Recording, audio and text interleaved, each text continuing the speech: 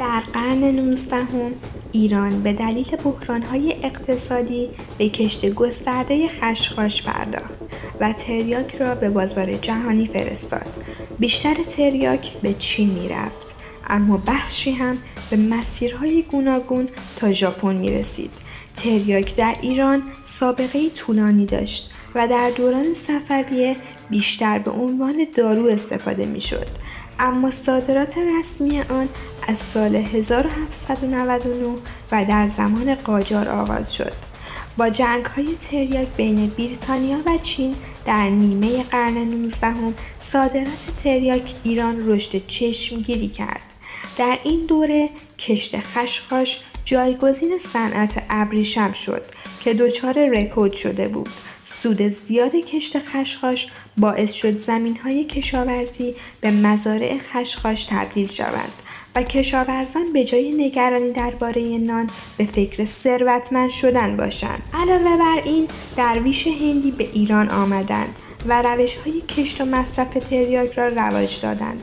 ناصرالدین شاه نیز کشت گسترده خشخاش را آغاز کرد و صادرات رسمی تریاک تا زمان امیرکبیر ادامه داشت. با فشارهای سیاسی ممنوعیت صادرات تریاک به هند برداشته شد و مسیرهای متعددی برای عبور کالا ایجاد شد. دو عامل مهم در توسعه این تجارت کمپانی ساسون در بمبئی و فعالیت‌های میرزا حسین خان مشیرالدوله بود. کمپانی ساسون خانواده یهودی که از بغداد به بوشهر و سپس بمبئی مهاجرت کردند، در قرن 19 تجارت تریاک ایران را به دست گرفتند و با حمایت بریتانیا ثروت زیادی کسب کردند. میرزا حسین خان سپهسالار نیز کشت گسترده خشخاش و صادرات تریاک را تشویق کرد و شبکه تجاری ساسون‌ها بازار را کنترل می‌کرد. در این دوران زمین‌های کشاورزی ایران که قبلا گندم و محصولات استراتژیک تولید می‌کردند به مزارع خشخاش تبدیل شدند و مصرف تریاک در میان مردم رواج یافت. با قدرت گرفتن ژاپن در اواخر قرن 19 تسلطش بر تایوان، بازار تریاک ایران تحت تأثیر قرار گرفت، اما تجارت ادامه داشت.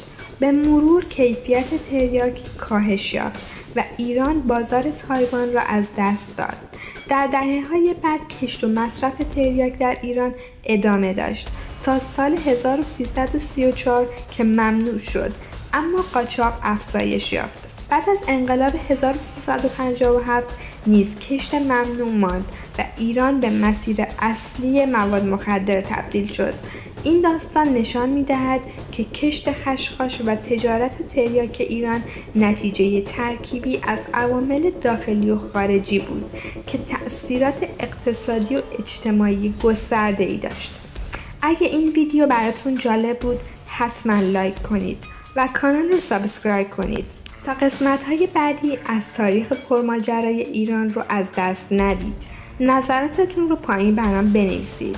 دوست دارم بدونم شما چه فکری درباره تاثیر این تجارت بر تاریخ ایران دارید. ماجرای تجارت تریاک در ایران نمونه‌ای تلخ اما آموزنده از تأثیر سیاست‌های اقتصادی و قدرت‌های خارجی بر سرنوشت یک کشور است. این تاریخ به ما یادآوری می‌کند که توسعه پایدار باید ریشه در تولیدات سالم و حمایت از کشاورزان و مردم داشته باشد. تا ویدیوی بعدی مراقب خودتون باشید. خدا نگهدار.